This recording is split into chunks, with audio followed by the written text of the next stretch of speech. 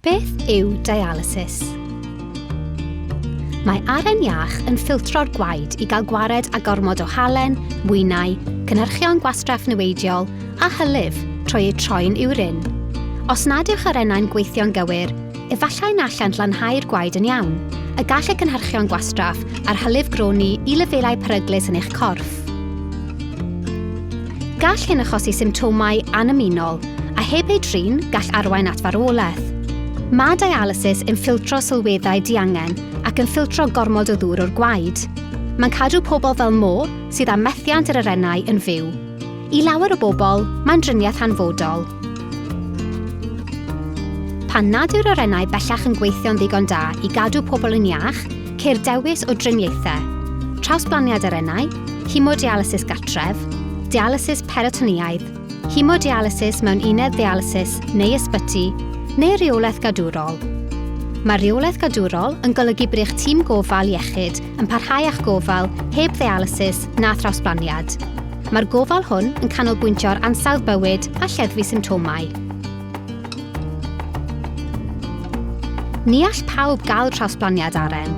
Mae rhai'n penderfynu peidio cael trawsblaniad, ac mae rhai'n cael dialysis nes y gallant gael trawsblaniad. Ni fydd angen dialysis neu drawsblaniad ar fwyafrif y bobl sydd â chlefyd yr arenau. Gall pobl fyw gyda'r clefyd am amser hir cyn dialysis, os oes angen dialysis, felly bydd ganddynt amser i ddewis y driniaeth sy'n gywir iddyn nhw. Weithiau, mae methiant yr arenau'n digwydd yn gyflymach ac nid yw'n bosib cynllunio ymlaen llaw. Gall methiant yr arenau fod dros dro a gallir stopio'r dialysis pan fydd yr arenau wedi gwella, ond yn aml nid yw'r arenau mynd nôl i weithio'n iawn a bydd angen trawsblaniad arenol neu dialysis am oes. Mae dialysis yn gwneud yr arenau weithio'n rannol, ond nid yn llawn. Fel arfer, mae angen i bobl ar dialysis gymryd meddygyniaeth, bod yn ofalus gyda'r hyn maen nhw'n ei fwyta a yfed a byw bywyd mor iach a phosib. Mae dau brif fath o dialysis, hemodialysis a dialysis peritoniaidd. Yn ystod hemodialysis, caiff gwaed ei bwmpo allan o'r corff i beiriant dialysis a'i basio trwy diwbiau bach, mewn aren artiffisial neu ddialysydd. Caiff hylif, mwynau a chynhyrchion gwastraff gormodol ei gwahanu o'r gwaed a'i gwaredu i lawr draen. Caiff y gwaed sydd wedi ei lanhau ei bwmpo nôl i'r corff.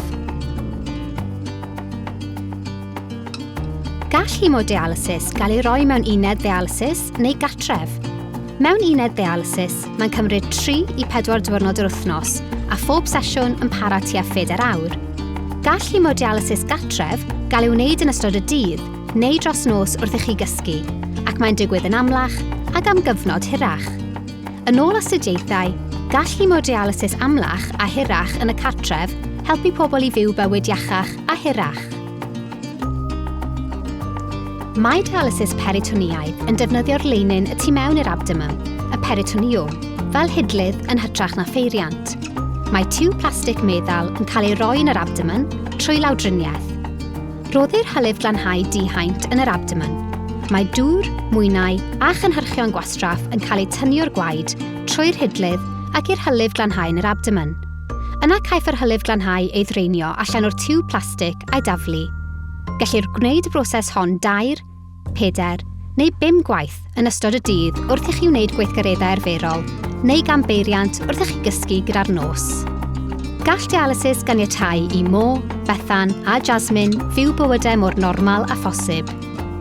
Os oes gennych unrhyw gwestiynau am y wybodaeth yn y fideo hwn, neu os hoffech ddysgu ragor, siaradwch â'ch tîm arenol neu ewch i'n gwefan.